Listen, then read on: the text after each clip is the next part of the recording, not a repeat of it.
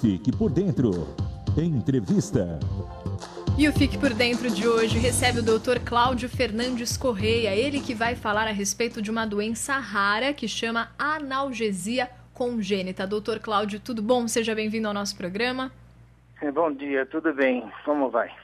Tudo ótimo, obrigada aqui pelo seu tempo disponível para conversar com a gente sobre essa doença que é estranha aos nossos ouvidos e também não é muito comum, né, de as pessoas conhecerem. Então, mas analgesia já nos remete ao nome, né, analgésico, que a gente normalmente toma para não sentir dor. Explica um pouquinho para a gente que doença é essa, doutor? Então, é uma doença muito rara, ela é geneticamente assim determinada, ainda tem dúvidas qual que é a carga genética que leva a aparecer esse tipo de doença. Mas é uma doença que a pessoa que é portadora desta não vai apresentar a percepção do fenômeno doloroso. A princípio, alguém pode até falar, puxa, que beleza, porque eu não vou sentir dor. Mas, por incrível que pareça, sim, embora exista clínicas de tratamento de dor crônica, é bom lembrar que a dor é muito importante porque ela alerta os pacientes de que alguma coisa não está indo bem no seu corpo. Quando você perde essa capacidade, você fica extremamente vulnerável a uma série de situações. A pessoa, por exemplo, com analgesia congênita, ela pode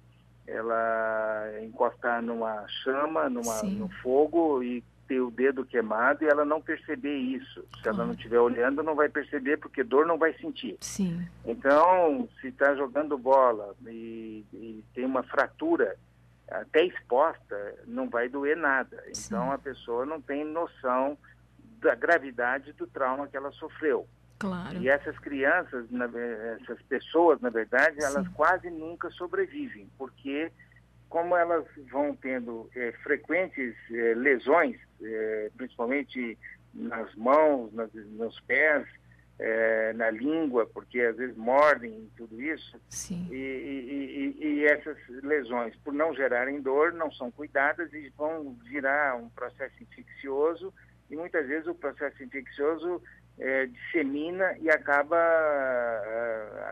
com a vida desse paciente. Então, é uma doença muito grave, como às vezes afeta uma família, mais de um descendente, se sabe que um teve, então o cuidado que vai ter com o outro é um cuidado preventivo. Claro. Porque, lamentavelmente, algumas dessas crianças até exibem, né, são exibicionistas na escola, mostrando para o coleguinha que não sente dor, então fura, machuca, e isso vai acarretar nas complicações que eu acabei dizendo. Mas é muito grave. Então, o que é fundamental nessa conversa é sempre lembrarmos que a dor, ela é um alerta importante, sem o qual nós temos pouca chance de sobrevivência. Aquilo que nós sempre falamos no tratamento da dor, essa dor que nós tratamos é uma dor diferente da primeira, que tem o sinal do alerta, que é uma dor aguda. Né? A gente opera qualquer cirurgia, naquela região fica dolorido, porque houve um dano. Mas quando a dor perde o caráter de chamar a atenção por algum problema e ela persiste diariamente, fazendo com que o paciente tenha perda na qualidade de vida, essa dor merece ser tratada. Às vezes a causa primária dela desapareceu. Vamos dar um exemplo aqui de um herpes, né? Aquilo que o povo chama de cobreiro. 10% dessas pessoas vão desenvolver dor chamada neuropática pós-herpética. E é uma dor muito difícil de ser tratada. A neuralgia do trigêmeo, que é uma dor na face, que lembra um choque. Sim, a pessoa vai comer, vai escovar dente, vai falar, tem aquele choque violento. Então, essa dor não tem nenhuma finalidade de alerta, de defesa. Essa é uma dor doença. E essa dor doença, ela deve ser tratada sim. Certo? Bom, mas estou à sua disposição para mais perguntas a respeito do tema principal. Sim. Bom, essa analgesia congênita, como o senhor explicava para a gente, que a princípio, né, as pessoas possam pensar, nossa, uma pessoa não sente dor, mas traz um enorme problema se você não cuida dela e até com um risco de sobrevivência mesmo muito grande. Doutor, queria saber quanto da população é afetada com isso, pensando aqui no nosso país. Então, acredita-se, você tem ideia, mais ou menos tem 300 diagnósticos desses no mundo. Sim. É muito pouco provável, portanto. Sim. Né? Existem outras doenças, como a lepra, né, a hanseníase, que pode trazer insensibilidade. Mas essa não é a analgesia congênita, porque a congênita, como o próprio nome está dizendo, a pessoa nasce com isso, né? Também é chamada insensibilidade à dor. É uma doença, então, que a pessoa nasce com esse problema. Os receptores, os condutores, as fibras condutoras da sensibilidade, elas não desempenham o papel que deveria desempenhar. Há uma falha na captação do estímulo doloroso. Então, é isso que acontece. Mas é tão rara que aproximadamente, isso não é um dado absoluto, acredita-se que tenhamos aí uns 300 portadores dessa enfermidade no mundo. E, doutor Cláudio, no caso, o senhor citou a respeito de famílias, né? Então, citou a respeito de a pessoa nascer com isso e de família. Então, uma pessoa que sobreviva a isso, chegando na sua fase adulta, se ela for ter um filho, necessariamente ele vai ser também um portador dessa doença, ou tem casos que isso não acontece?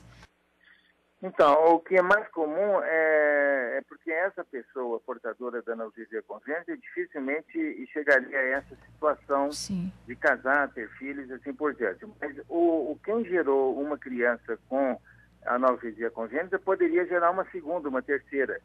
Né? Então, nesse caso, é que tem que fazer aquele estudo preventivo, né? Evitando danos físicos importantes preventivamente, porque num primeiro filho dessa natureza vai ser diagnosticado isso aí muito já quando a coisa já estiver bem complicada, porque não é um diagnóstico comum, como já falamos aqui, em termos de prevalência da doença no mundo inteiro.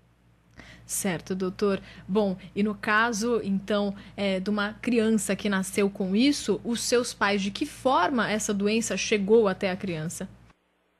Então, é uma transmissão genética, ninguém sabe exatamente qual a combinação que determina isso, mas só para lembrar que o fenótipo, que é a consequência da carga genética mais o meio ambiente, ela é muito variável. Vamos pegar todos nós da espécie humana, praticamente somos diferentes entre si. Então, há diferenças para o bem e há diferenças para o mal. Quem tem essa combinação que permitiu o surgimento dessa enfermidade, realmente é uma coisa péssima. E talvez um aconselhamento genético de que esse casal não devesse até ter outros filhos, porque a probabilidade de ele gerar um outro filho com um problema, evidentemente que existe. Então, talvez exista aí a necessidade de um aconselhamento genético no sentido de evitar uma segunda gravidez. E, doutor, atualmente no nosso país, quanto que anda os estudos específicos a respeito dessa doença, que é muito complexa, como o senhor disse, não é uma relação total de causa e efeito, podem ter fatores que ainda são desconhecidos, né? Eu tenho a impressão que o estudo principal é na área da genética, né? Por exemplo, só para exemplificar o que eu estou querendo dizer, muitos tumores que são tratados com cirurgia, radioterapia, quimioterapia, têm na sua base uma mutação genética.